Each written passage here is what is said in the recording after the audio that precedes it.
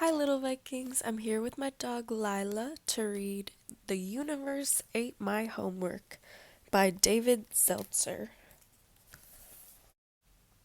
The Universe Ate My Homework. Abby, called her mom. Where are you? Time to do your homework. Abby froze. Her least favorite thing in the whole wide universe was homework. She and Comet had way better things to do. Like stargazing. They settled into their secret spot just as the first star was coming out. Abby! Ugh, Mom was closer than she thought. Abby snuck around the house toward her dad. What are you thinking about, Dad? She asked. He was a physicist and was always puzzling about something or other. Our universe, he said. Our universe? Wait, do you mean there are other universes? Her dad's eyes twinkled like stars. I think so. I've actually been working on some ideas for how to make a baby universe. Now, don't you have some homework to do? She sneaked into her father's study. Comet crept after her. Aha, whispered Abby, picking a paper off her dad's desk. How to make a baby universe. Step 1, make a mini black hole. Step 2, add energy. Abby grinned. She had plenty of energy. But hold on, she said to Comet. What's a black hole, and how do I make a mini one? Aha, she cried. Step 1, choose anything you want to get rid of. Step 2, squeeze it really, really hard. Abby smiled as she took one last look at her homework. She crumpled it up and squeezed it really, really hard. Nothing happened. She kept reading. You will need to squeeze so hard that the atoms in your object get very, very close to one another. So close that the atom's gravity will take over and smash them together. This will create an invisible object called a mini black hole. Its gravity is so strong that it will pull in anything that gets too close. It is invisible because even light can't escape it. Abby, came her mother's voice, are you doing your homework? I've got it in my hands, Mom.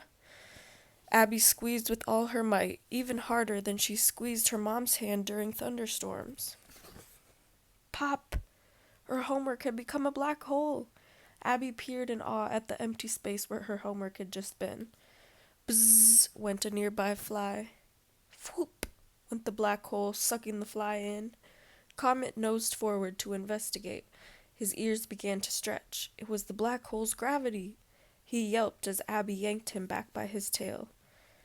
Okay, Comet, next step. To make a universe, we need to add energy. She began to jump up and down.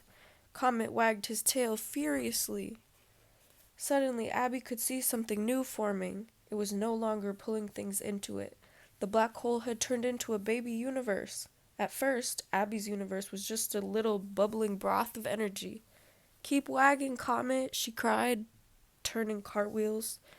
Her universe began to expand and particles began to form, but it didn't push on anything as it expanded. Instead of taking up room, it somehow seemed to be creating its own space. Faster, Comet!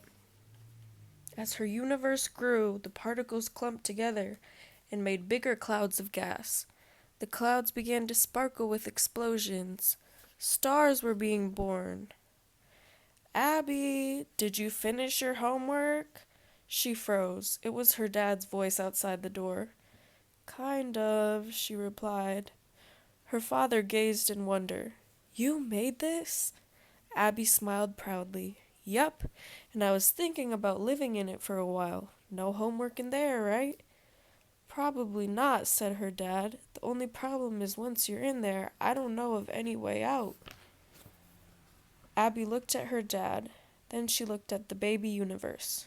Abby ran to her dad and hugged him tight. I think I'll stay, she said. As Abby and her mom gazed at the Milky Way, Abby's dad spotted Comet wolfing down the cookies. I guess no universe is perfect, he said. Yeah, replied Abby, but they're all amazing. Dear Miss Hinz, sorry I didn't turn in my homework. I'm pretty sure it's somewhere, but I don't know where that is. Anyway, here's exactly what happened. Thanks for your understanding, Abby. Abby, please see me after class. The end. I hope you enjoyed this silly story. Me and Lila sure did.